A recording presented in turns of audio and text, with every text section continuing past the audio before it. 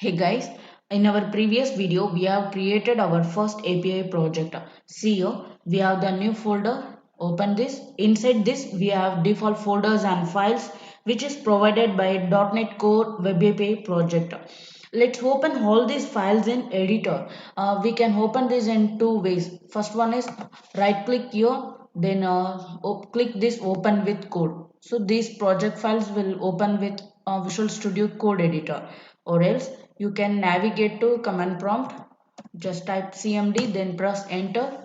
See here, it is in our folder location. Here type code space dot then press enter. It will open Visual Studio Code Editor. See here, we have all the files and folders here.